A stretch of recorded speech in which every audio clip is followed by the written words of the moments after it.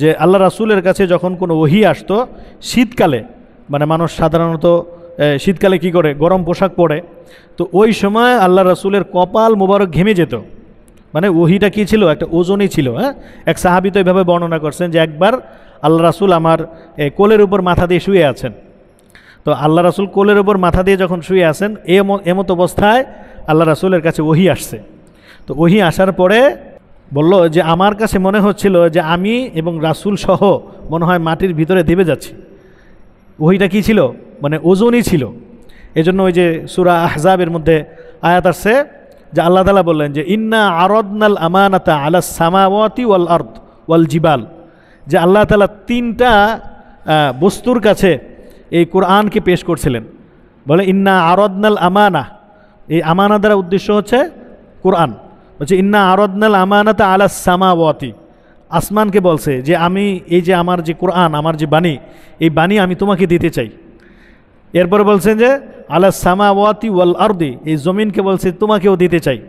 হ্যাঁ, এরপরে বলছে পাহাড়কে বলছে কি আমি তোমাকেও দিতে চাই। তো প্রতি উত্তরে ধারা কি বলছেন যে ইন্না আরাদনাল আমানাতা আলাস সামাওয়াতি ওয়াল আরদি ওয়াল জিবালি ফাআবাইনা আন ইয়াহমিলনাহা, তারা সকলে অস্বীকার করছে। বলছেন যে এই ওহী বা আল্লাহ তাআলার পক্ষ থেকে যে আনিত যে কোরআন, বলছে যে এটা অনেক ভারী জিনিস। এটা কি, এটা অনেক ভারী জিনিস। তারা আসমান, জমিন এবং পাহাড় পর্বত তারা নিতে অস্বীকার করেছে। কিন্তু এত ভারী এবং মূল্যবান জিনিস আল্লাহ তাআলা পরিশেষে কাদেরকে দিয়েছেন? মানুষ। হ্যাঁ, আল্লাহ তাআলা মানুষকে দিয়েছেন। এই জন্য মানুষ আশরাফুল মাখলুকাত, মানে সমস্ত সৃষ্টিজীবীর মধ্যে আল্লাহ তাআলার যে যত সৃষ্টি আছে সমস্ত সৃষ্টির মধ্যে মানুষ শ্রেষ্ঠ। কেন? বলছে যে এই যে ভারী জিনিস, ওজনী জিনিস, এটা মানুষ বহন করতে কি সক্ষম। এটা তেলাওয়াত করতেছে না মানুষ, এটা পুরাটা মুখস্থ করে কিনা, মানে পুরা কোরআনের মুখস্থকারী আছে, সিনার মধ্যে ধারণ করছে। হ্যাঁ, কেউ বা ব্রেনের মধ্যে ধারণ করছে, কেউ দেখে দেখে পড়তেছে, কেউ এটার রক্ষণাবেক্ষণা করতেছে। হ্যাঁ, এটার ছাপা হচ্ছে, এটার কপি হচ্ছে, লক্ষ লক্ষ হাজার হাজার কপি। তো বলছে যে এই জন্য মানুষকে আল্লাহ তাআলা কী করেছেন, দামি বানিয়ে দিয়েছেন, দামি জিনিস বহন করার কারণে।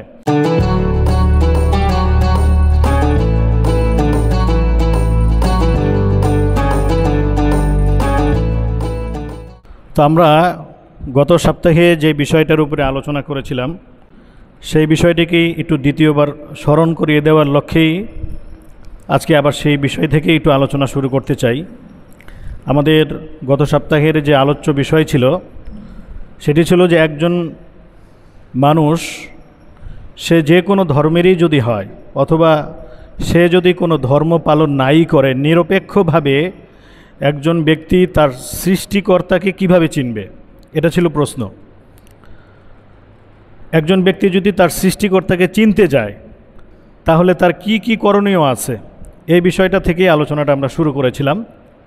তা আমরা বলেছিলাম যে মানুষ জ্ঞান অর্জন করে তিনটি মাধ্যমে। একটাকে আরবিতে বলা হয় হাওয়াসে খামসা, মানে পঞ্চ ইন্দ্রিয়। এই পঞ্চ ইন্দ্রিয় দ্বারা মানুষ জ্ঞান অর্জন করে। কারণ কোনো কিছু জানতে গেলে, কোনো কিছু চিনতে গেলে জ্ঞানের বিকল্প নেই, জ্ঞান অর্জন করতে হবে। আর এই জ্ঞান অর্জনের একটা মাধ্যম কি? পঞ্চ ইন্দ্রিয়। আমাদের শরীরে যে পঞ্চ ইন্দ্রিয় রয়েছে, এটা হচ্ছে জ্ঞান অর্জনের একটা মাধ্যম। দ্বিতীয় আরেকটা মাধ্যম ছিল এরকম যে জ্ঞান অর্জনের আরেকটা মাধ্যম হচ্ছে মানুষের ব্রেন বা আকল, যেটাকে বলি, আরবিতে বলা হয় আকল, দেমাগ, চিন্তা শক্তির যে মাধ্যম। তো এটা হচ্ছে জ্ঞান অর্জনের কি আরেকটা মাধ্যম। তৃতীয় আল্লাহ তাআলা আরেকটা মাধ্যম দিয়েছেন। এই যে প্রথম যে দুইটি মাধ্যমের কথা আলোচনা করলাম, এই দুইটি মাধ্যম এগুলো হচ্ছে মাহদুদ, মানে সীমাবদ্ধতা রয়েছে এগুলোর। প্রত্যেকটা মানুষের পঞ্চ ইন্দ্রিয়র একটা সীমাবদ্ধতা আছে। যেমন এটার একটা এক্সাম্পল দিয়েছিলাম এরকম যে পঞ্চ ইন্দ্রিয়ের মধ্যে একটা হচ্ছে কি আমাদের নাক। এই নাকের কাজ কি? কোনো কিছুর ঘ্রাণ নেওয়া, সুগন্ধ অথবা দুর্গন্ধ বলে দেওয়া। তো এই নাকের ঘ্রাণ নেওয়ার একটা সীমা আছে। যে ধরেন এই পুরো একটা মসজিদ, এর মধ্যে যদি কোনো সুস্বাদু খাবার যদি কেউ নিয়ে আসে, তাহলে মোটামুটি আমাদের নাক এটা বলে দিতে পারে যে এই খাবারটা কি সুস্বাদু। ঘ্রাণযুক্ত। ধরেন স্বাভাবিকভাবে যদি এরকম সুন্দর করে বিরিয়ানি রান্না করে নিয়ে আসে কেউ, তাহলে মোটামুটি ঘ্রাণ বলে। কিন্তু ধরেন এখান থেকে আরও 1 মাইল দূরে যদি কেউ বিরিয়ানি রান্না করে, তাহলে আমার নাক কিন্তু বলতে পারে না যে সেখানে একটা বিরিয়ানি রান্না হয়েছে। তার মানে হচ্ছে এই ঘ্রাণ শক্তির একটা সীমা আছে, এটাকে বলা হয় মাহদুদ। চোখের দৃষ্টিশক্তি, এটার একটা সীমা আছে। কান, এটা কি করে, কানের দ্বারা আমাদের শ্রবণ শক্তি হয়, সাউন্ড শুনতে পাই, আওয়াজ শুনতে পাই, এটারও একটা সীমাবদ্ধতা আছে। বলছে যে এগুলো হচ্ছে মাহদুদ, এগুলো একটা সীমা আছে। ঠিক তেমনিভাবে ব্রেন, আমাদের মাথার মধ্যে যেটা আছে ব্রেন, যেটা দিয়ে আমরা চিন্তা করি, তো এই চিন্তা শক্তিরও একটা কি আছে, একটা সীমাবদ্ধতা আছে, মাহদুদ আছে। আমরা অনেক কিছুই চিন্তা করতে পারি না। তো মানুষ যেই বিষয়টা চিন্তা করতে পারে না, তো এটার কি কারণে পারে না, যে ব্রেনের একটা সীমাবদ্ধতা আছে, এজন্য পারে না। চোখ অনেক কিছু দেখতে পারে না, বলছে দৃষ্টিশক্তিরও একটা সীমাবদ্ধতা আছে, এজন্য এই দৃষ্টির সীমার বাহিরে যখন চলে যায় তখন সেখানকার কোনো জিনিস আর দেখা যায় না। তো ঠিক এমনিভাবে আল্লাহ তাআলা এই 2টা যে উপকরণ আমাদেরকে দান করলেন, এই 2টা উপকরণের পরে আরেকটা উপকরণ আল্লাহ তাআলা দান করেছেন। বলেছেন যে এই 2টা উপকরণ কখনো কখনো কোনো কোনো মানুষের ক্ষেত্রে এমন হবে যে এই 2টা উপকরণ দ্বারা সে তার সৃষ্টিকর্তাকে জানতে পারবে না, চিনতে পারবে না। কারণ আল্লাহ তাআলা পৃথিবীতে এটা ঘোষণা করে দিয়েছেন যে কোনো মানুষ আমাকে দেখতে পারবে না। তার মানে এই পঞ্চ ইন্দ্রিয়ের একটা কাজ হচ্ছে কি চোখ। এই চোখের দ্বারা আমরা দেখতে পারলাম না, তার যদি দেখতে না পারি তাহলে ওই বিষয়টা সম্পর্কে জানা অথবা বুঝা এটা কি হয়ে যাবে, দুষ্কর হয়ে যাবে। এরপরে হচ্ছে যে আল্লাহ তাআলাকে নিয়ে চিন্তা করা, বা আল্লাহ তাআলাকে নিয়ে যদি আমরা চিন্তা করি, সকল ক্ষেত্রে আল্লাহ তাআলাকে আমরা পরিপূর্ণভাবে নিরূপণ করতে পারবো না। তো এই জন্য আল্লাহ তাআলা তৃতীয় আরেকটা মাধ্যম দান করলেন, এটা চূড়ান্ত মাধ্যম। এই মাধ্যমের নাম হচ্ছে আল কুরআন। এই মাধ্যমের নাম কি? আল কুরআন। আল্লাহ তাআলা বুঝালেন যে তোমাদের অভ্যন্তরে, তোমাদের দেহের মধ্যে যে পঞ্চ ইন্দ্রিয় আছে, এমনিভাবে যে ব্রেন আছে, এই 2টা কখনো কখনো আমাকে চিনার ক্ষেত্রে এই 2টা জিনিস কি হবে না, যথেষ্ট হবে না। কিন্তু যখন আমি তোমাদেরকে আল কুরআন দান করব, তখন এই আল কুরআন তোমার থেকে আমার পর্যন্ত পরিচয় কি করে দিবে, একটা যোগাযোগ স্থাপন করে দিবে। মানুষ তার সৃষ্টিকর্তাকে চিনতে পারবে। দেখেন কোরআনের সর্বপ্রথমে যেই শব্দটা আসছে বা যে আয়াতটা আসছে, এই আয়াতটা কি, ইকরা বিসমি রব্বিকাল্লাযী খলাক। এই আয়াতটাকে যদি আমরা একটু ভালোভাবে একটু বিচার বিশ্লেষণ করি, এখানে বলেছেন যে ইকরা মানে তুমি পড়ো, বিসমি রব্বিকাল্লাযী খলাক, যিনি তোমাকে সৃষ্টি করেছেন। এখানে কিন্তু আল্লাহ তাআলা চাইলে অন্য কিছু বলতে পারতেন, যে পড়ো তোমার প্রভুর নামে যিনি তোমার জীবন দান করেছেন, এটা বলেন নাই।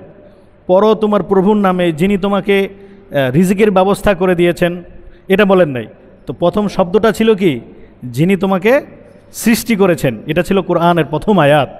তাহলে কোরআনের যে প্রথম মেসেজ, এটা কিসের মেসেজ? এটা হচ্ছে যে সৃষ্টিকর্তার সাথে একজন মানুষের সংযোগের মেসেজ, যাতে করে একজন মানুষ তার সৃষ্টিকর্তাকে কি করতে পারে, চিনতে পারে, জানতে পারে। আল্লাহ তাআলার তো অনেকগুলো নাম আছে। আল্লাহ তাআলা খালেক, খালেক মানে হচ্ছে সৃষ্টিকর্তা। আল্লাহ তাআলা মালেক, মালেক মানে সব কিছুর মালিক। হ্যাঁ, তারপরে আল্লাহ তাআলা হাইয়ুন মানে চিরঞ্জীব। এরপরে আল্লাহ তাআলা অন্যদেরকে জীবন দান করেন। তারপরে হচ্ছে কোনো জীবকে মানে মৃত্যু দান করেন। এভাবে আল্লাহ তাআলার অনেক নাম আছে, কিন্তু তার মধ্যে আল্লাহ তাআলা বললেন যে আমি সৃষ্টিকর্তা। তাহলে আল্লাহ যদি সৃষ্টিকর্তা হয়ে থাকেন, তাহলে সৃষ্টি তিনিই করেছেন, আর তিনি সমস্ত মাখলুককে সৃষ্টি করেছেন, আমাকেও সৃষ্টি করেছেন। আমি ছাড়া যত মাখলুক আছে সমস্ত মাখলুককে কে সৃষ্টি করেছেন? আল্লাহ তাআলাই সৃষ্টি করেছেন। তাহলে কোরআনের এই প্রথম মেসেজটা যদি কেউ পড়ে এবং বিচার বিশ্লেষণ করে, তাহলে তার আর জানার বাকি থাকে না যে সৃষ্টিকর্তাকে আল্লাহ তাআলা। এটার দ্বারাই কি হয়ে যায়, মোটামুটিভাবে আল্লাহ তাআলার পরিচয় পাওয়া যায়। এখন এই যে কোরআন আল্লাহ তাআলা দান করলেন আমাদেরকে, এই কোরআন আমাদের কাছে কিভাবে এসেছেন? কারণ কোরআনের যদি আমরা অনুবাদ এবং তাফসির মানে ব্যাখ্যা বিশ্লেষণ যদি জানতে চাই, তাহলে এই বিষয়গুলো সম্পর্কে একটু ভালো ধারণা থাকতে হবে। হ্যাঁ, এজন্য বলেছেন যে কোরআন আল্লাহ তাআলা আমাদের কাছে পাঠিয়েছেন ওহির মাধ্যমে। কিসের মাধ্যমে? ওহির মাধ্যমে। ওহি শব্দের অর্থ কি? ওহি শব্দের অর্থ হলো কোনো কিছুকে দ্রুততার সাথে ইশারা করা। এটা হচ্ছে ওহির আবিধানিক অর্থ। আমরা গত আলোচনায় কোরআনের আবিধানিক বিষয় নিয়ে আলোচনা করেছিলাম। তো এটা হচ্ছে যে ওহী হলো এমন একটা বিষয় বা এমন একটা জিনিস, এটার দ্বারা কি করা হয়, দ্রুততার সাথে কোনো কিছুকে ইশারা করা হয়, এর নাম হচ্ছে কি ওহী। আর ওহীর মাধ্যমে কি এসেছে, আল্লাহ তাআলার পক্ষ থেকে আল কুরআন নাজিল হয়েছে, আল্লাহ তাআলার পক্ষ থেকে কুরআন এসেছে ওহীর মাধ্যমে। তো এই ব্যাপারে কুরআনের মধ্যে সূরা মারইয়ামের মধ্যে একটা আয়াত আনছেন এরকম যে ফাখরাজা আলা কওমিহি মিনাল মিহরাব ফাআওহা ইলাইহিম আন সাব্বিহু বুকরাতা ওয়া আশিয়া।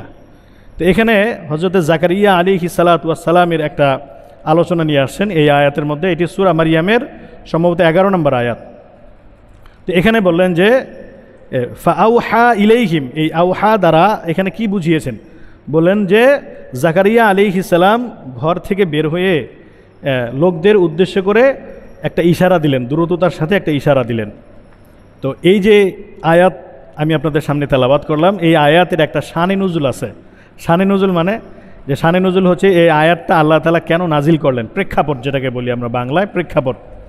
হযরত জাকারিয়া আলাইহিস সালাতু ওয়াস সালাম মোটামুটি শেষ বয়সে উপনীত হয়েছেন। এখন তার মোটামুটি বৃদ্ধকাল যেটাকে বলি আমরা, বৃদ্ধকালে সে উপনীত হয়েছেন। এই বৃদ্ধকালে তিনি মারিয়াম আলাইহিস সালামের কাছে একটা অলৌকিক বিষয় দেখলেন যে মারিয়াম আলাইহিস সালাম একজন পুণ্যবতী নেককার মহিলা ছিলেন। এই তার কাছে বিভিন্ন সময়ে ফলমূল আসে, বিভিন্ন ফল দিয়ে যায় কে যেন। তো এমন ফল যেই ফলটা ওই সিজনে পাওয়া যায় না, যেমন শীতকালে আম পাওয়াটা দুষ্কর, আমের সিজন তো শীতকাল না, তাই না? মনে করেন যে এমন এক সিজনে এমন এক ফল আসছে যেই ফলটা ওই সিজনে সাধারণত পাওয়া যায় না। তো এই ফলটা কে দেয়?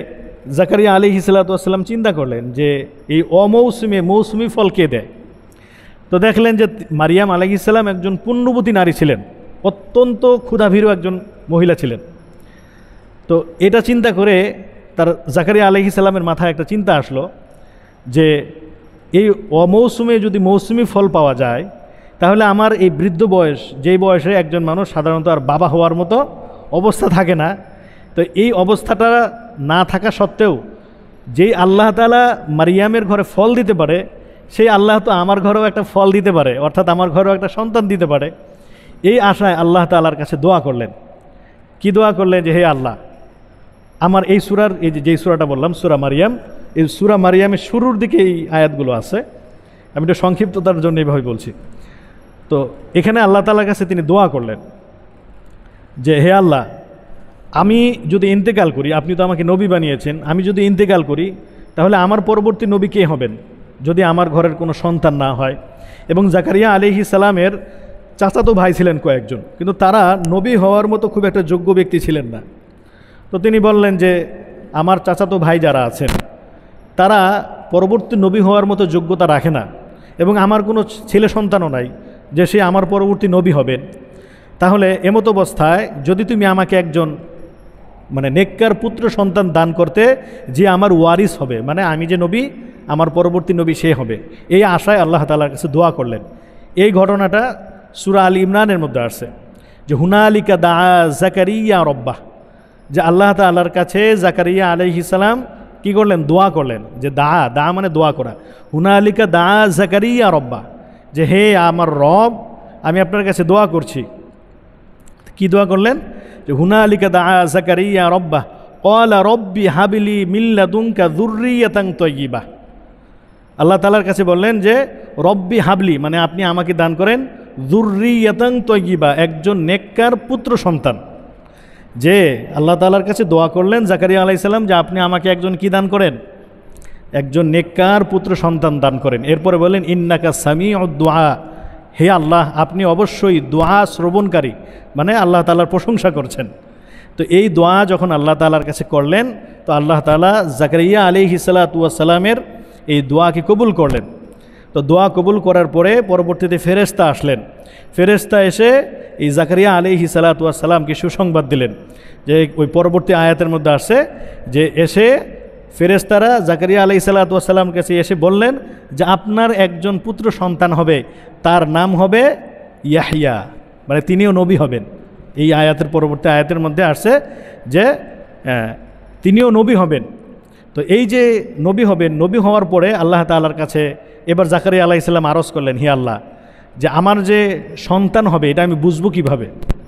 তো বলল যে যখন তোমার স্ত্রীর গর্ভে যখন সন্তান গর্ভপাত হবে, স্ত্রীর গর্ভে যখন সন্তান চলে আসবে, তো তখন 3 দিনের জন্য তোমার জবান বন্ধ হয়ে যাবে। তুমি এই 3 দিনের মধ্যে আর কথা বলতে পারবে না। এটা হচ্ছে বুঝার একটা আলামত। এটা এই ঘটনাটা আসছে আবার সূরা মারিয়ামের মধ্যে। তো এটার মধ্যে বলল যে যখন তোমার স্ত্রীর গর্ভে সন্তান আসবে 3 দিনের জন্য তোমার মানে জবান বন্ধ হয়ে যাবে। ওই সময় কথা বলতে পারবে না, তবে শুধুমাত্র আল্লাহ তাআলার কিতাব পড়তে পারবে আর আল্লাহ তাআলার জিকির করতে পারবে। এই ইবাদত সংক্রান্ত 2-1টা কথা ছাড়া বাকি কোনো কথা তুমি বলতে পারবে না। যখন এই অবস্থা তোমার তৈরি হবে তখন তুমি বুঝবে যে তোমার সন্তানের গর্ভে, তোমার স্ত্রীর গর্ভে সন্তান চলে আসছে। তো এই অবস্থায় এই জাকারিয়া আলাইহিস সালাতু ওয়াস সালাম কী করছিলেন? এই দ্রুততার সাথে ইশারা করেছিলেন কিছু। তো এই যে দ্রুততার সাথে ইশারা করা, এটার একটা আবিধানিক অর্থ হলো কি? ওয়াহি। বুঝতেছেন তো? মানে এটা একটা এই ঘটনাটা এই ওয়াহিটাকে বোঝানোর জন্য আনলাম। তো এরপরে এই ওয়াহি শব্দের মধ্যে যে এটা একটা অর্থ, এই অর্থটার মধ্যে ব্যাপকতা চলে আসছে পরবর্তীতে। ওয়াহির একটা অর্থ হচ্ছে কি? দ্রুততার সাথে ইশারা করা। ওয়াহির অন্যান্য অর্থ হলো কি? অন্তরে আল্লাহ তাআলার পক্ষ থেকে কোনো কিছু মানে কোনো সুসংবাদ দিবেন। যেমন সূরা নাহলের মধ্যে আসছে, ওয়া আওহা রব্বুকা ইলান নাহলি আনিত্তাখিযি মিনাল জিবালি বুয়ুতা। আল্লাহ তাআলা মৌমাছির অন্তরের মধ্যে ঢেলে দিলেন। কি ঢেলে দিলেন? যে আনিত্তাখিযি মিনাল জিবালি বুয়ুতা, তোমরা পাহাড়ের মধ্যে ঘর বানাও। এই যে মৌমাছি চাক বানায় না, আমরা দেখি যে মধু আর আরোহণ করে যে, হ্যাঁ, তো বলছে যে এটা আল্লাহ তাআলার পক্ষ থেকে নির্দেশ। আনিত্তাখিযি মিনাল জিবালি, জিবালুন মানে হচ্ছে পাহাড়, বলছে আনিত্তাখিযি মিনাল জিবালি বুয়ুতা। এরপরে বলছে ওয়ামিনাশ শাজারি ওয়ামিম্মা ইয়ারিশুন। এই আয়াতের মধ্যে 3টা জায়গার কথা বলছে। ওয়ামিনাশ শাজার, শাজার মানে হচ্ছে গাছ। দেখবেন মৌমাছির চাকগুলো কোথায় যায়? গাছের মধ্যে এরকম চাক বানায় না? হ্যাঁ, আল্লাহ তাআলা মৌমাছির অন্তরের মধ্যে তারা কোথায় থাকবেন, তাদের বাসাটা কোথায় হবে, এটা আল্লাহ তাআলা বলে দিয়েছেন। তো বলছে কি ওয়ামিনাশ শাজারি ওয়ামিম্মা ইয়ারিশুন। ইয়ারিশুন বলা হয় যে আমরা এই যে মাচা বানাই, মাচা এই যে এই লাউ গাছ, সিম গাছ, হ্যাঁ, মাচার উপরে দিয়ে রাখি না, এই বলছে যে এরকম মাচার মধ্যেও মৌমাছি কী করতে পারবে? বাসা বানাতে পারবে। তো আল্লাহ তাআলা মৌমাছির কাছে যে সংবাদ দিয়েছেন, এটা কিভাবে দিয়েছেন? বলছে যে এটা মৌমাছির অন্তরের মধ্যে আল্লাহ ঢেলে দিয়েছেন, যে তারা কোথায় থাকবে, কিভাবে বাসা বানাবে। এই বিষয়টা নিয়ে একটা সূরাই নাজিল হয়েছে। এই সূরার নাম কি? সূরাতুন নাহাল। নাহাল শব্দের অর্থ হচ্ছে মৌমাছি, মানে মৌমাছিদের বিষয়ে আল্লাহ তাআলা কী করেছেন? এই সূরায় বিস্তারিত আলোচনা করেছেন। তাহলে আমরা প্রথম অর্থ পেলাম যে দ্রুততার সাথে কোনো কিছুকে ইশারা করা, এটা হচ্ছে কি? ওয়াহির একটা অর্থ। আবার ওয়াহির আরেকটা অর্থ হচ্ছে কি? অন্তরের মধ্যে কোনো কিছু ঢেলে দেওয়া। যেমন এরকম অনেকগুলো ইয়ে আসছে যে ওয়াওহা ইলা উম্মি মূসা, হ্যাঁ, আন আরদিহি, যে হযরতে মূসা আলাইহিস সালামের যে মা ছিলেন, তো মার অন্তরে মূসার ব্যাপারে অনেক কিছু জানাই দিয়েছেন, যে তোমার ঘরে একজন নবী হবে, তার নাম হবে মূসা। বিভিন্ন রকমের বিষয়ের মানে তার সামনে বিভিন্ন কঠিন অবস্থা চলে আসবে। এরকমভাবে আল্লাহ তাআলা ফেরেশতাদের ক্ষেত্রে বলেছেন ওয়া আওহা রব্বুকা ইলাল মালাইকা, মানে আবিধানিক অর্থে এই ওয়াহি শব্দটা বিভিন্ন ক্ষেত্রেই ব্যবহার হয়েছে। তো বলছে যে ওয়াহিটা 2 ধরনের হয়, একটা হলো ওয়াহি, একটা হলো ইহা। ইহা যেটা হবে, বলছে যে এটা নবী এবং গায়রে নবী সকলের ক্ষেত্রেই ব্যবহার হতে পারে। আর ওয়াহি, শুধুমাত্র ওয়াহি যেটা, এইটা হবে কি? শুধুমাত্র নবীদের জন্য। আমাদের কাছে যেরকম এরকম বার্তা আসছে, সমস্ত নবীদের কাছে যেই আল্লাহ তাআলার পক্ষ থেকে, শুধুমাত্র আল্লাহর পক্ষ থেকে যে বার্তাগুলো আসছে, এগুলোকে বলা হয় কি? ওয়াহি। আর ওয়াহির ব্যাপারে ওয়াহির যে পারিভাষিক সংজ্ঞা, ওয়াহির পারিভাষিক সংজ্ঞা বলছে আল মুনাজ্জাল মিনাল্লাহি আলার নবী মিনাল আম্বিয়া, যে শুধুমাত্র আল্লাহ তাআলার পক্ষ থেকে নবী ও রাসূলদের কাছে যে বার্তা আসছেন, এটার নাম হচ্ছে ওয়াহি। আর নবী ছাড়া কখনো কখনো নবীদের মা, কখনো কখনো নবীদের কোনো জাতির কাছে, মানে নবীর কোনো কওমের কাছে আসছে, অথবা মানুষ ছাড়া অন্য কোনো জীবজন্তুর ক্ষেত্রে আল্লাহ তাআলা যেই সংবাদ বা যে মাধ্যমটা তাদের অন্তরে ঢেলে দিয়েছেন, সেক্ষেত্রে ইহা শব্দটা ব্যবহার হয়। তো এটা ছিল নবী এবং গায়রে নবীদের, নবী এবং নবী ছাড়া অন্যান্যদের কাছে কিভাবে আসে। একটা হচ্ছে ওয়াহি, যেটা শুধুমাত্র নবীদের কাছে আসবে, আর একটা হচ্ছে ইহা, যেটা নবী এবং নবী ছাড়াও অন্যদের কাছেও আসতে পারে। তো আমাদের যে নবী ছিলেন, আমাদের সর্বশেষ নবী জনাবে মুহাম্মদুর রাসূলুল্লাহ সাল্লাল্লাহু আলাইহি সাল্লাম, তার কাছে কিভাবে নবী এই ওহী আসছেন। তো এটা হযরতে আল্লামা আনোয়ার শাহ কাশ্মীরি রহমতুল্লাহ আলাই তিনি ফাতহুল বারি, বুখারীর একটা ব্যাখ্যা গ্রন্থ লিখেছিলেন। দুঃখিত, ফাতহুল বারি না, এটা ছিল ফয়জুল বারি। ফাতহুল বারি ছিল ইবনে হাজার আসকালানি রহমতুল্লাহ আলাই তার লেখা, আর ফয়জুল বারিটা লিখেছিলেন আল্লামা আনোয়ার শাহ কাশ্মীরি রহমতুল্লাহ আলাই। তো তিনি আমাদের নবীর কাছে কতগুলো পদ্ধতিতে ওহী আসছেন তার একটা রূপরেখা তিনি এখানে উল্লেখ করেছিলেন। তো একটা রূপরেখা তিনি এভাবে বলেছেন যে আমাদের নবীর কাছে মোট 6 ভাবে ওহী আসতো। কয়ভাবে? মোট 6 ভাবে ওহী আসতো। তো বুখারীর একটা হাদিস আসছে, এরকম বিখ্যাত একটা হাদিস, এটি আন্তর্জাতিক যে নাম্বার, এই নাম্বার অনুযায়ী 2য় নাম্বার হাদিস। এই হাদিসের মধ্যে আল্লাহ রাসূলের কাছে ওহী আসার মাধ্যমগুলো এখানে বর্ণনা করা হয়েছে। তো এখানে এই হাদিসের মধ্যে আসছে যে আল্লাহ রাসূল সাল্লাল্লাহু আলাইহি সাল্লাম বলেন যে আহইয়ানান ইয়াতিনি মিসলা সলসলাতিল জারস, যে আমার কাছে কখনো কখনো এই যে ঘন্টা আছে না, ঘন্টা টুংটুং করে যে ঘন্টা বাজে, বলছে এই ঘন্টা ধ্বনির ন্যায় কখনো কখনো আমার কাছে ওহী আসতো। এই হাদিসের ভাষ্য অনুযায়ী এটাই বোঝা যায়, যেখানে বলছেন যে মিসলা সলসলাতিল জারস। সলসলাতিল জারস মানে হচ্ছে ঘন্টার যে ধ্বনি, যে আওয়াজ, বলছে এইভাবে আসতো। এই হাদিসের অপর অংশে বলে ওয়াহুয়া আসাদ্দু আলাইয়া, আর এইভাবে ওহী আসাটা আল্লাহ রাসূল বলছেন যে এটা আমার জন্য অনেক কষ্টকর। মানে যখন এইভাবে ঘন্টা ধ্বনির ন্যায় ওহী আসতো আল্লাহ রাসূলের কাছে, তখন এটা আল্লাহ রাসূলের কাছে বেশি কষ্টকর মনে হইতো। এজন্য এই ওহী মানে অন্যান্য যতগুলো প্রক্রিয়া ছিল আসার, এই সমস্ত প্রক্রিয়ার মধ্যে এটা ছিল কষ্টকর। এভাবে হযরত আয়েশা রাদিয়াল্লাহু তাআলা আনহা বা অন্যান্য রাসূলের অন্যান্য যে স্ত্রীগণ ছিলেন তাদের ভাষ্য অনুযায়ী এরকম বোঝা যায় যে আল্লাহ রাসূলের কাছে যখন কোনো ওহী আসতো শীতকালে, মানে মানুষ সাধারণত শীতকালে কি করে, গরম পোশাক পরে, তো ওই সময় আল্লাহ রাসূলের কপাল মোবারক ঘেমে যেত। মানে ওহীটা কী ছিল, একটা ওজনই ছিল। এক সাহাবী তো এইভাবে বর্ণনা করছেন যে একবার আল্লাহ রাসূল আমার কোলের উপর মাথা দিয়ে শুয়ে আছেন। তো আল্লাহ রাসূল কোলের উপর মাথা দিয়ে যখন শুয়ে আছেন, এমত অবস্থায় আল্লাহ রাসূলের কাছে ওহী আসছে। তো ওহী আসার পরে বলল যে আমার কাছে মনে হচ্ছিল যে আমি এবং রাসূল সহ মনে হয় মাটির ভিতরে দেবে যাচ্ছি। ওহীটা কী ছিল, মানে ওজনই ছিল। এজন্য ওই যে সূরা আহজাবের মধ্যে আয়াত আসছে যে আল্লাহ তাআলা বললেন যে ইন্না আরাদনাল আমানাতা আলাস সামাওয়াতি ওয়াল আরদ ওয়াল জিবাল, যে আল্লাহ তাআলা 3টা বস্তুর কাছে এই কোরআনকে পেশ করছিলেন। বলে ইন্না আরাদনাল আমানা, এই আমানা দ্বারা উদ্দেশ্য হচ্ছে কোরআন। বলছে ইন্না আরাদনাল আমানাতা আলাস সামাওয়াতি, আসমানকে বলছে যে আমি এই যে আমার যে কোরআন, আমার যে বাণী, এই বাণী আমি তোমাকে দিতে চাই। এরপরে বলছেন যে আলাস সামাওয়াতি ওয়াল আরদি, এই জমিনকে বলছে তোমাকেও দিতে চাই। এরপরে বলছে পাহাড়কে বলছে কি আমি তোমাকেও দিতে চাই। তো প্রতি উত্তরে ধারা কি বলছেন যে ইন্না আরাদনাল আমানাতা আলাস সামাওয়াতি ওয়াল আরদি ওয়াল জিবালি ফাআবাইনা আন ইয়াহমিলনাহা, তারা সকলে অস্বীকার করছে। বলছেন যে এই ওহী বা আল্লাহ তাআলার পক্ষ থেকে যে আনিত যে কোরআন, বলছে যে এটা অনেক ভারী জিনিস। এটা কি, এটা অনেক ভারী জিনিস। তারা আসমান, জমিন এবং পাহাড় পর্বত তারা নিতে অস্বীকার করেছে, কিন্তু এত ভারী এবং মূল্যবান জিনিস আল্লাহ তাআলা পরিশেষে কাদেরকে দিয়েছেন? মানুষ। আল্লাহ তাআলা মানুষকে দিয়েছেন। এই জন্য মানুষ আশরাফুল মাখলুকাত, মানে সমস্ত সৃষ্টিজীবীর মধ্যে আল্লাহ তাআলার যে যত সৃষ্টি আছে সমস্ত সৃষ্টির মধ্যে মানুষ শ্রেষ্ঠ। কেন?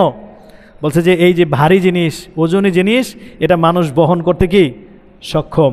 এটা তেলাওয়াত করতেছে না মানুষ, এটা পুরাটা মুখস্থ করে কিনা, মানে পুরা কোরআনের মুখস্থকারী আছে, সিনার মধ্যে ধারণ করছে। কেউ বা ব্রেনের মধ্যে ধারণ করছে, কেউ দেখে দেখে পড়তেছে, কেউ এটার রক্ষণাবেক্ষণা করতেছে, এটার ছাপা হচ্ছে, এটার কপি হচ্ছে লক্ষ লক্ষ হাজার হাজার কপি। তো বলছে যে এই জন্য মানুষকে আল্লাহ তাআলা কী করেছেন? দামি বানিয়ে দিয়েছেন, দামি জিনিস বহন করার কারণে।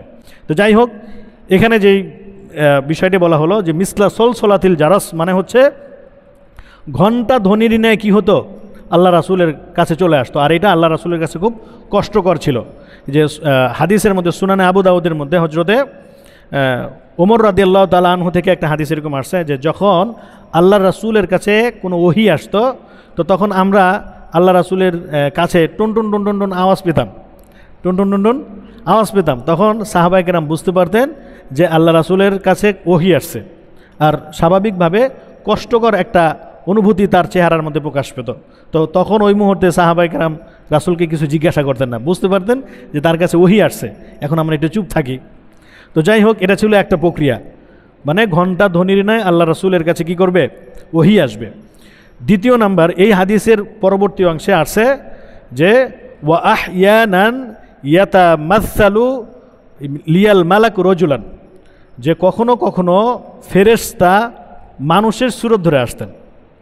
মানে জিবরাইল আলাইহিস সালাতু ওয়াস সালাম কখনো কখনো কিভাবে আসতেন, মানুষের কোনো আকৃতি নিয়ে আসতেন। তো মানুষের আকৃতির মধ্যে হযরতে দাহিয়াই কলব একজন সাহাবী ছিলেন। এই সাহাবীর আকৃতি, মানে বেশিরভাগ সময়ে এই সাহাবীর আকৃতি নিয়ে আসতেন। আর এই সাহাবীর ব্যাপারে হাদিসের মধ্যে বা তাফসিরের মধ্যে যেটা পাওয়া যায়, বলছে যে এই দাহিয়াই কলবি যিনি ছিলেন তিনি তো অত্যন্ত সুন্দর ছিলেন, সুশ্রী চেহারার অধিকারী ছিলেন। এত সুন্দর ছিলেন যে তিনি মাঝে মাঝে, মানে তাকে নিয়ে মানুষ অনেক প্রশংসা করত। তো এই সাহাবী কী করতেন, মাঝে মাঝে তার চেহারা ঢেকে রাস্তা দিয়ে হাঁটতেন। আমরা অনেক সময় সুন্দর কোনো কিছু দেখলে বলি না, এই জিনিসটা তো খুব সুন্দর, হ্যাঁ, চমৎকার একটা বাড়ি দেখলে আমরা বলি বাহ বাড়িটা কত সুন্দর। তো সাহাবায়ে কেরামের মধ্যে তিনি অত্যন্ত সুন্দর ছিলেন, দাহিয়াই কলব। তো তার আকৃতিতে জিবরাইল আমিন আলাইহিস সালাতু ওয়াস সালাম রাসূলের কাছে আসতেন। এখানে যে হাদিসটা আসছে যে ইয়াতামাসসালু লিয়াল মালাক, এই মালাক দ্বারা উদ্দেশ্যকে, মালাকুন মানে হচ্ছে ফেরেশতা। তো বলছে যে এই ফেরেশতা দ্বারা উদ্দেশ্যকে, এটা নিয়ে দুই তিনটা মত আছে। একটা মত ছিল এরকম যে ইসরাফিল আলাইহিস সালাম আসতেন রাসূলের কাছে, পরবর্তীতে জিবরাইল আলাইহিস সালাম আসছেন। এটা একজন মুফাসসির তার একটা মানে মন্তব্য ছিল, বক্তব্য ছিল এরকম। কিন্তু পরবর্তী মানে মুফাসসির যারা, পরবর্তী তাফসিরকার যারা, তারা এই বিষয়টাকে রদ করেছেন, বলেন যে না, জিবরাইল আমিন আলাইহিস সালামই আসতেন। যেমন এটা সূরা বাকারার একটা আয়াতের মধ্যে আসছে যে কুল মান কানা আদুওয়াল লিজিবরিলা ফাইন্নাহু নাজ্জালাহু আলা কলবিক, মানে মান কানা আদুওয়াল লিজিবরিল ফাইন্নাহু নাজ্জালাহু আলা কলবিক, মানে রাসূলুল্লাহ সাল্লাল্লাহু আলাইহি সাল্লামের কাছে জিবরাইল আসতেন, এসে তার অন্তরের মধ্যে কোনো বিষয়কে জাগরুক করে দিতেন। তো এই আয়াত দ্বারা বোঝা যায় যে আল্লাহ রাসূলের কাছে কে আসতেন, জিবরাইল আলাইহিস সালাতু ওয়াস সালাম আসতেন। কার সুরতে আসতেন, বেশিরভাগ সময় কার সুরতে আসতেন, বেশিরভাগ সময় দাহিয়াই কলবি এই সাহাবীর সুরতে আসতেন। তবে কখনো কখনো ভিন্ন কোনো মানুষের সুরতে আসতেন। যেমন এটা একটা বিখ্যাত হাদিস, এই হাদিসকে বলা হয় হাদিসে কুদসি। তো এই হাদিসে কুদসি এটার মধ্যে আসছে যে একবার আমরা সাহাবীদের থেকে বর্ণনা বলছে যে আমরা একবার রাসূলের সামনে বসা, তো একজন আগন্তুক ব্যক্তি আসলো, যে ব্যক্তিকে আমরা কখনো দেখি নাই, এবং তার পোশাক আশাক এতটা মানে পরিচ্ছন্ন গোছানো, মনে হয় যে সে মনে হয় এই খুব কাছেই তার বাড়ি। ধরেন আমরা এই বাসা থেকে যদি খুব একটা ভালো পোশাক পরে যদি মসজিদে আসি, সাধারণত আমাদের পোশাকের যেই অবস্থা এটা খুব ভালো থাকে। তো এখান থেকে ধরেন যদি আমরা উত্তরা যাই, পাবলিক বাসে করে যদি যাই, স্বাভাবিকভাবে একটু ময়লা টলে লেগে যায়, ভাঁজ টাজ ভেঙে যায়। তো বললেন যে আমরা একজন ব্যক্তিকে দেখলাম যার পোশাকে কোনো ময়লা নাই, কিছু নাই, একেবারে মনে হয় যেন সবেমাত্র এই মসজিদের পাশেই মনে হয় তার বাসা, এখান থেকেই মনে হয় আমাদের কাছে আসছে। তো আল্লাহ রাসূলের কাছে এসে কয়েকটা জিনিস জিজ্ঞাসা করছিলেন। তো এই জায়গাটাতে সাহাবীদের থেকে যে বর্ণনাটা পাওয়া যায়, তো বললেন যে এই ব্যক্তিকে আমরা কখনো দেখি নাই। তো আল্লাহ রাসূল ওই ব্যক্তিকে দেখার পরে সাহাবীদেরকে বললেন যে তোমরা একটু জায়গা করে দাও। তা আমরা জায়গা করে দিলাম। একেবারে রাসূলের কাছাকাছি এসে আমরা নামাজে যেভাবে বসি, বললেন যে ঠিক ওই ব্যক্তিও রাসূলের সাথে সেভাবে বসে তার হাঁটু রাসূলের হাঁটুর সাথে লাগাই দিলেন, এতটা কাছাকাছি হয়ে বসলেন। বসে তিনটা জিনিস প্রশ্ন করেছিলেন। তো আল্লাহ রাসূল উত্তর দিয়ে দিলেন। এই ব্যক্তি যাওয়ার পরে সাহাবায়ে কেরাম জিজ্ঞাসা করলেন, ইয়া রাসূলুল্লাহ, এই ব্যক্তিকে আমরা কখনো দেখি নাই, এবং আমাদের এই অত্র এলাকার এই ব্যক্তি না, কারণ এলাকার হলো তো আমরা একে অপরকে সবাই চিনি। তো এই ব্যক্তি কে আসলো আপনার কাছে, তিনটা জিনিসের প্রশ্ন করলো, আপনি উত্তর দিলেন, আবার চলে গেল, ব্যক্তিটাকে চিনলাম না। তখন আল্লাহ রাসূল বললেন যে ইনিই হচ্ছেন জিবরাইল আমিন আলাইহিস সালাম। তো এই হাদিস দ্বারা বোঝা যায় যে কখনো কখনো জিবরাইল আলাইহিস সালাতু ওয়াস সালাম কী করতেন, মানে দাহিয়াই কলবি যে সাহাবী, তার আকৃতি ছাড়া ভিন্ন আকৃতিতেও কী করতেন, আসতেন। তাহলে এই হচ্ছে দুইটা সুরত। হ্যাঁ, একটা হচ্ছে মিসলা সলসলাতিল জারাস, ঘণ্টা ধ্বনির ন্যায় আওয়াজ হতো, এভাবে আল্লাহ রাসূলের কাছে ওহী আসতো। আর একটা হচ্ছে যে ফেরেশতা কোনো ব্যক্তির আকৃতি নিয়ে আল্লাহ রাসূলের কাছে এসে ওহী পৌঁছে দিতেন। এটা ছিল দ্বিতীয় নাম্বার। তৃতীয় নাম্বার ছিল ফেরেশতা তার আকৃতিতেই আসবেন। ফেরেশতা কি করবেন? তার আকৃতিতেই আসবেন। তো ফেরেশতা নিজ আকৃতিতে এসে আল্লাহ রাসূলের কাছে এই বার্তা পৌঁছে দিতেন, ওহী পৌঁছে দিতেন। তবে এইটার আবার তিনটা রূপ হয়। এটার কয়টা রূপ হয়? তিনটা রূপ। একটা হচ্ছে ফেরেশতা মানে আসেন, আসার পরে অদৃশ্য হয়ে থাকেন, ফেরেশতা দৃশ্যমান হন না, এসে আল্লাহ রাসূলের অন্তরের মধ্যে ঢেলে দেন। যেমন কোনো একটা আয়াত নিয়ে আসছেন, নিয়ে এসে আল্লাহর রাসূলের অন্তরে ঢেলে দিচ্ছেন, মানে অন্তরের মধ্যে বলে দিছেন, এটা অন্তরে জাগরুক হয়ে গেছে। তার নবী রাসূলদের অন্তরে যেটা আসে এটা কি? হ্যাঁ, এটা ওহী, এটা সত্য হয়। হ্যাঁ, এটা হচ্ছে একটা সূরত। আরেকটা হচ্ছে যে ফেরেশতা নিজ আকৃতিতে আসবেন, এসে দৃশ্যমান হন, মানে ফেরেশতার আকৃতিটা প্রকাশ করেন, প্রকাশ করে তারপরে এই বিষয়টা মানে রাসূলের কাছে বলে দেন। এটা ছিল দ্বিতীয়। আরেকটা ছিল আচ্ছা ওটা খেয়াল আসতেছে না, তো যাই হোক, তো এই তিনটা প্রক্রিয়ায় ছিল, মানে ফেরেশতা আসবেন আল্লাহ রাসূলের কাছে, আকৃতি প্রকাশ করেন, আবার আরেকটা ছিল আকৃতি প্রকাশ করেন না কিন্তু অন্তরের মধ্যে এটা ঢেলে দেন। তো এরকমভাবে তিনটা প্রক্রিয়ায় আল্লাহ রাসূল সাল্লাল্লাহু আলাইহি সাল্লামের কাছে আসতেন। এমনিভাবে আরেকটা প্রক্রিয়া ছিল এরকম, এটাকে বলা হয় নাফাসুং ফির রূহ। বলছে যে এটা অন্তরের মধ্যে আল্লাহ তাআলা ঢেলে দিতেন। অন্তরের মধ্যে কি করতেন? আগেরটা ছিল ফেরেশতা অন্তরের মধ্যে ঢেলে দিতেন, আর এটা হচ্ছে যে আল্লাহ তাআলা সরাসরি নবীদের অন্তরের মধ্যে ঢেলে দিতেন। এটাকে বলা হয় নাফাসুং ফির রূহ। মানে যে যেমন দেখেন হযরত ইব্রাহিম আলাইহিস সালাতু ওয়াস সালাম স্বপ্নে দেখলেন। হ্যাঁ, স্বপ্নে কি দেখলেন? যে সে প্রিয় বস্তু কুরবানি করছেন। তো এটা কিন্তু সরাসরি চাইলে আল্লাহ তাআলা কি করতে পারতেন? জিবরাইলের মাধ্যমে বা অন্য কোনো ফেরেশতার মাধ্যমে সরাসরি এটা বলে দিতে পারতেন যে তোমার প্রিয় বস্তু হচ্ছে তোমার সন্তান ইসমাইল, তুমি তাকে কি করো? জবাই করো। তো এটা না করে কি করলেন? স্বপ্নের মধ্যে দেখাই দিলেন। স্বপ্নের মধ্যে দেখাই দিলেন। স্বপ্নের মধ্যে কি দেখালেন? যে প্রিয় বস্তুটাকে কুরবানি করো। এই যে ইব্রাহিম আলাইহিস সালামের স্বপ্নের মধ্যে আল্লাহ তাআলা দিলেন, বলছে যে এই স্বপ্নগুলো হচ্ছে কি নবীদের স্বপ্ন, অথবা নবীদের অন্তরে যদি আল্লাহ তাআলা কোনো সংবাদ পৌঁছে দেন, এটাও কি হয়ে যায়? ওহী হয়ে যায়। তাহলে এটা হচ্ছে কি ওহীর মোটামুটি চারটা প্রক্রিয়া। তো একটা হচ্ছে ওই যে 3 নম্বর যে প্রক্রিয়াটা বলছিলাম, যে জিবরাইল আলাইহিস সালাতু ওয়াস সালাম আসেন, তার নিজ আকৃতিতে আসেন, আবার কখনো কখনো অদৃশ্য হয়ে থাকেন, আকৃতি প্রকাশ করেন না কিন্তু তার অন্তরের মধ্যে রাসূলের অন্তরে ওই সংবাদটা বা বার্তাটা কি করেন? পৌঁছে দেন।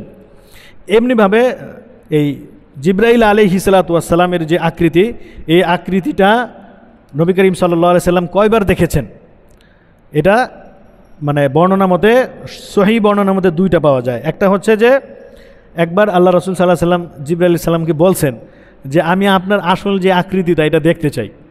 তো আল্লাহ রাসূলের এই আবেদনের পরিপ্রেক্ষিতে জিবরাইল আলাইহিস সালাতু ওয়াস সালামের আকৃতিটা তিনি পেশ করেছিলেন, যে এটা হচ্ছে আমার আকৃতি, আমি এরকম আকৃতিতেই সবসময় থাকি।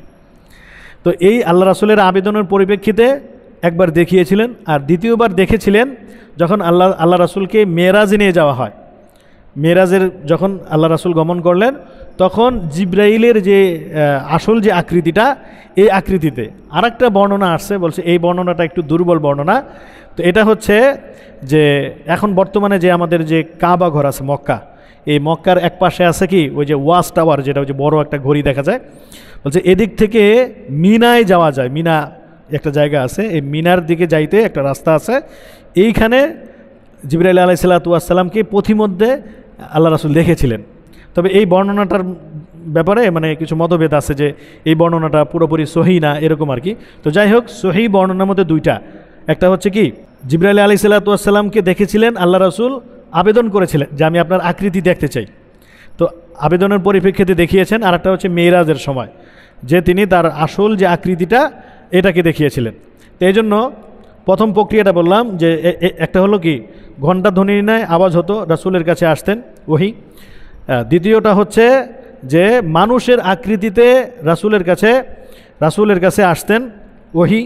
তৃতীয় নাম্বারটা ছিল যে জিবরাইল আলাইহিস সালাতু ওয়াস সালাম আসতেন, সরাসরি একেবারে মানে বার্তা নিয়ে আসতেন। হ্যাঁ, তো এরপরে এটার কয়েকটা রূপ ছিল, একটা যে সরাসরি জিবরাইল আলাইহিস সালাম আসবে, আর একটা হচ্ছে যে আসবেন আকৃতি প্রকাশ করবেন না, আর একটা ছিল যে দূর থেকে তিনি মানে আল্লাহ রাসূলের অন্তরে একটা বার্তা পৌঁছে দিতেন যে আল্লাহ তাআলার পক্ষ থেকে আপনার কাছে এই বার্তাটা পৌঁছানোর জন্য আমাকে নির্দেশ করেছেন।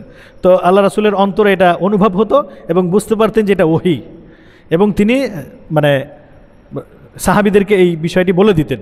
তো এটা ছিল তৃতীয় নম্বর প্রক্রিয়া। চতুর্থ নম্বর প্রক্রিয়াটা ছিল হ্যাঁ ওয়াহিয়ে কলবি। এই যে এটা হচ্ছে ওয়াহিয়ে কলবি বলা হয়, যে এটাই ওই আগেরটার কথাই যে অন্তরের মধ্যে কোনো কিছু ঢেলে দেওয়া। হ্যাঁ, এটাই ছিল। তো এই অন্তরে ঢালার প্রক্রিয়া ছিল দুইটা, একটা ছিল স্বপ্নে কোনো কিছু দেখা, ওই যে আগের কথাটা যে বললাম যে নবীরা স্বপ্নে দেখতেন। আমাদের নবীর ওহির যে প্রক্রিয়া এটাও ছিল, যখন হেরা গুহায় যখন আল্লাহ রসুল অবস্থান করছেন ঠিক তার আগের অবস্থাটা এরকম ছিল। তিনি কি করতেন যে ওহি মানে তার কাছে ওহি আসতো একেবারে সত্য স্বপ্নের ন্যায়, মানে কথাগুলো আসতেন বা আল্লাহ রাসূলের মানে অন্তরে এটা আসতেন, এটা পরবর্তী দিন সকালবেলা সকাল হতে না হতে দেখতেন যে হ্যাঁ হুবহু ওইটাই হয়েছে।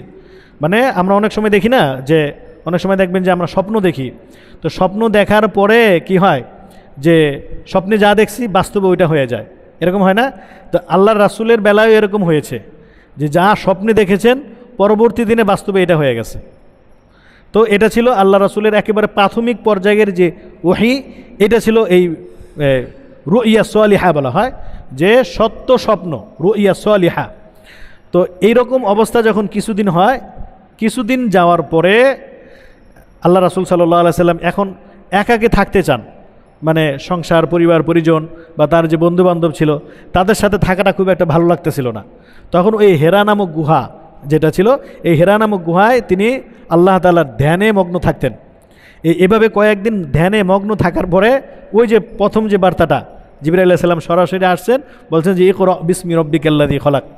তাহলে চতুর্থ নম্বরে যে ওহির যে প্রক্রিয়া এটাকে বলা হয় রুইয়া সালিহা, যেটা অন্তরের মধ্যে আসবে অথবা স্বপ্নে দেখবে, দুইটা পর্যায়ে হতে পারে।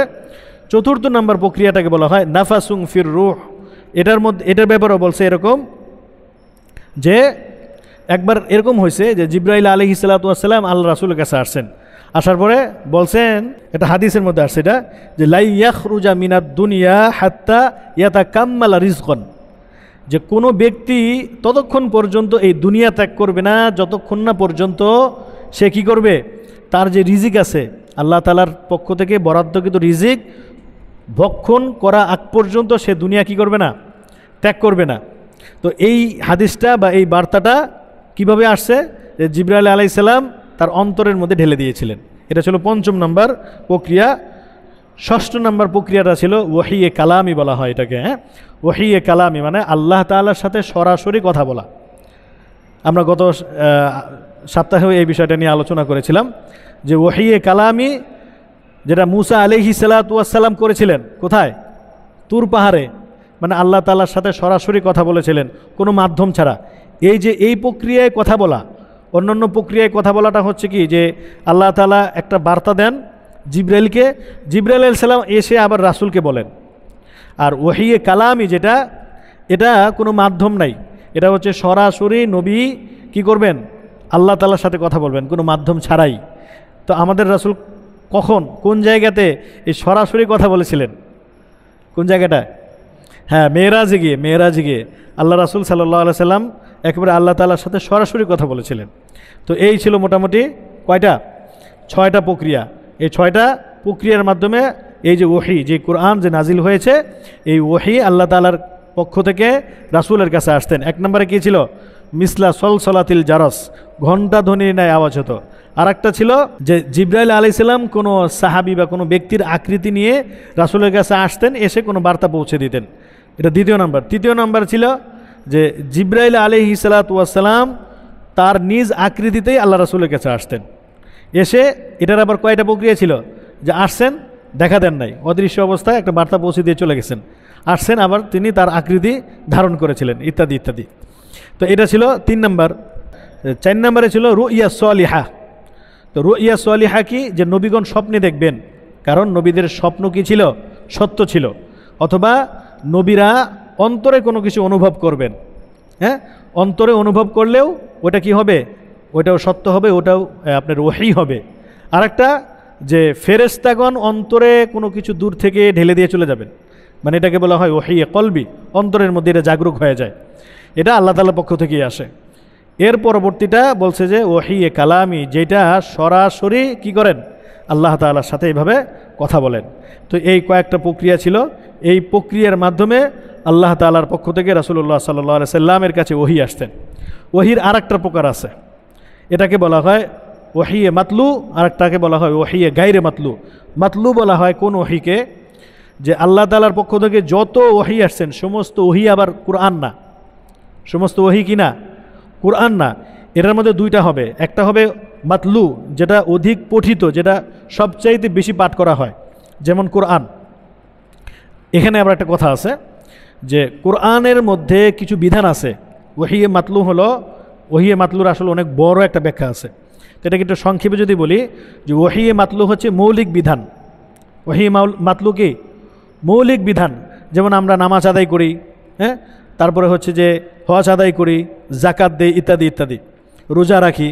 তো এগুলো হচ্ছে মৌলিক বিধান, এগুলোকে বলা হয় মাতলু।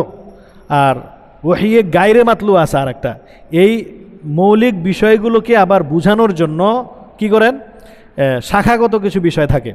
যেমন একটা হচ্ছে টেক্সট বুক, আবার এই টেক্সট বুক বুঝে না আসলে এটার জন্য আবার কি করে, নোট, তারপরে হচ্ছে এরকম গাইড, হ্যাঁ, থাকে না এগুলো।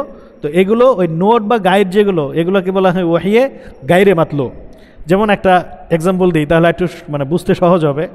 যেমন সূরা বাকারার এক আয়াতের মধ্যে আছে রোজার বিষয়ে, যে এই আয়াতের মধ্যে বলছেন যে যদি রোজা রাখাটা তোমাদের জন্য কষ্টকর হয় তাহলে তোমরা রোজা না রেখে ফিদিয়া দিবা। তো এখন কিছু সাহাবীর কাছে রোজা রাখাটা কষ্টকর হয়ে গেছে, মানে সারাদিন না খেয়ে থাকাটা একটু কষ্টকর বোধে, তো তারা ফিদিয়া দেওয়া শুরু করছে।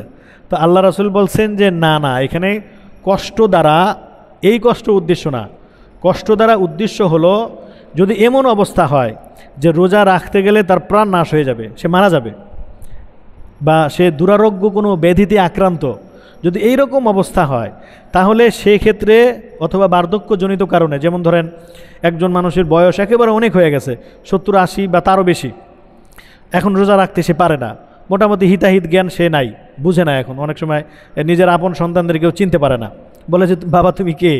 তো এই রকম পরিস্থিতি যদি তৈরি হয়, আমাদের হয় না এরকম যে আমাদের দাদা নানি, দাদা অথবা দাদি নানি যদি এরকম অবস্থায় উপনীত হয়ে যায়, বলছে যে তখন তার জন্য রোজা রাখা ফরজ না, তখন কি করতে হবে, বলছে তার জন্য, ওই ব্যক্তির জন্য প্রতিদিনের রোজার জন্য এক দিনের মানে ফিদিয়া দিয়ে দিবে, ফিদিয়া দিয়ে দিবে তার জন্য। হ্যাঁ, বলছে যে এই রকম অবস্থা যদি তৈরি হয় তাহলে ফিদিয়া দিতে হবে, এর আগে না। তো এই যে মৌলিক বিধান হচ্ছে রোজা রাখাটা যদি কষ্টকর হয় তাহলে ফিদিয়া দাও, এটা ছিল মৌলিক বিধান। তো এই বিধানটা, মৌলিক বিধান যখন আল্লাহ তাআলার পক্ষ থেকে আসছে, এটা অনেক সাহাবী বুঝে নাই। তো এটাকে বোঝানোর জন্য পরবর্তীতে যেই কথাগুলো আসছে ওগুলোকে বলা হয় কি, ওহীয়ে গায়রে মাতলু, মানে একটা মৌলিক বিধান, এটা যদি বুঝে না আসে, ব্যাখ্যা বিশ্লেষণের প্রয়োজন হয়, তখন আল্লাহ তাআলার পক্ষ থেকে আসছে। আবার কখনো কখনো রাসূল নিজে বুঝাই দিয়েছেন। যেমন আর একটা আসছে, যেমন এই রোজার দিনে কতক্ষণ পর্যন্ত এই সেহরি খাওয়া যাবে, তো এই ব্যাপারে একটা আয়াত আসছে। এই আয়াতের সারমর্মটা হচ্ছে এরকম, যে বলছে যে যখন তোমরা সাদা এবং কালা ফিতা নির্ণয় করতে পারবে, যতক্ষণ না পর্যন্ত এই সাদা এবং কালা ফিতা নির্ণয় করতে পারবে ততক্ষণ পর্যন্ত তোমরা সেহরি খেতে পারবা। তো এক সাহাবী কী করছেন, তিনি দুইটা ফিতা নিচ্ছেন। তো ফিতা নিয়ে তিনি এক পাশে সাদা ফিতা, একটা কালা ফিতা নিয়ে তিনি মানে আপনার সেহরি খায়। তো এখন তো বিদ্যুৎ আছে, বিদ্যুতে ওই সময় তার বিদ্যুৎ ছিল না। তো তিনি কিছুক্ষণ পর পর লক্ষ্য করেন যে সাদা এবং কালো এটা কি নির্ণয় করা যায় কিনা, দেখে যে না, এখনও অন্ধকার আছে, তো নির্ণয় করা যায় না। তো তিনি ওইভাবে সেহরি সেহরি খান। তো যখন মোটামুটি সূর্য উঠে গেছে, মানে আলোকিত হয়ে গেছে, এখন সাদা কোনটা কালো কোনটা বোঝা যাইতো নাকি, কিন্তু অন্ধকারে তার এটা বোঝা যাইতো না। তো এখন দেখলে যে না, এখন তো সাদাটাও বোঝা যায়, কালোটাও বোঝা যায়, তার মানে এখন আর খাওয়া যাবে না, এখন সেহরি খাওয়ার সময় শেষ। তো আল্লাহ রাসূল এই অবস্থা দেখে বললেন যে না না, এই সাদা এবং কালা ফিতার দ্বারা ফিতা উদ্দেশ্য না, এখানে এই সুবেহ সাদিক উদ্দেশ্য। মানে তোমরা এই পূর্ব আকাশে লক্ষ্য করবে যে এই সূর্যে ওঠার আগে দেখবেন একটা আভা তৈরি হয়, একটা রক্তিম আভা তৈরি হয়, একটা সাদা সাদা ভাব চলে আসে। হ্যাঁ, মানে ফজরের রক্ত যে শেষ হয়ে যায় না, হ্যাঁ, বলছে যে এরকম একটা দেখবেন যে ওই সময়টা একটা সাদা সাদা ভাব আসে। বলছে যে এটা হচ্ছে সেহরি খাওয়ার একটা সময়। তো ফিতা দ্বারা ফিতা উদ্দেশ্য না। তো এইটা বোঝানোর জন্য আল্লাহর রাসূল কী করছেন, আবার ব্যাখ্যা বিশ্লেষণ করছেন। বলছে যে ওই যে পরবর্তী কথা যেগুলো মাতলু হবে না, গায়রে মাতলু হবে, বা আল্লাহ রাসূল অথবা আল্লাহ তাআলা কোনো মৌলিক বিষয়কে বোঝানোর জন্য অতিরিক্ত কিছু কখনো কখনো নাজিল করেন, ওগুলো হবে কি ওহী গায়রে মাতলু। তো যাই হোক, এই সব আলোচনাই ছিল আমাদের যে মূল আলোচনার বিষয়টা ছিল এরকম যে তৃতীয় যে মাধ্যম, ওই যে কোনো ব্যক্তি যদি তার সৃষ্টিকর্তাকে জানতে চায় তাহলে তৃতীয় মাধ্যমটা কি? আল কোরআন। তৃতীয় মাধ্যমটা আল কোরআন। এই আল কোরআন আসছে কিসের মাধ্যমে? ওহির মাধ্যমে। হ্যাঁ, তো এই ওহির আলোচনাটা এই বিষয়গুলোর মধ্যে আসছে। তো যাই হোক, পবিত্র কোরআনের অনুবাদ অথবা এর আনুষাঙ্গিক যে বিষয়গুলো আছে এগুলো বুঝতে গেলে এগুলোকে বলা হয় উসুল তাফসির। এই উসুল তাফসিরের এই বিষয়গুলো বুঝতে হয়। এই জন্য আমাদের কয়েকটা তাফসির এই সংক্রান্ত কিছু আলোচনা হবে। এই আলোচনাটা হয়তো অনেকের কাছে খুব একটা শ্রুতিমধুর মনে হয় না বা মজাদার মনে হয় না, কিন্তু এগুলো একটু জানা আবশ্যক, এগুলো জানতে হবে। ইনশাল্লাহ এই কয়েকটা ক্লাস যাওয়ার পরে আশা করি যে ইনশাল্লাহ পরবর্তীতে আমরা সূরাতুল ফাতিহা থেকে শুরু করব, তখন ইনশাল্লাহ দেখবেন যে তাফসিরের মজাটা আসবে ইনশাল্লাহ। হ্যাঁ, এজন্য ততদিন পর্যন্ত সকলকে থাকার অনুরোধ করছি ইনশাল্লাহ। আল্লাহ তাআলা তৌফিক দান করুক। ওয়া আখিরু দাওয়ানা আনিল হামদুলিল্লাহি রাব্বিল আলামিন।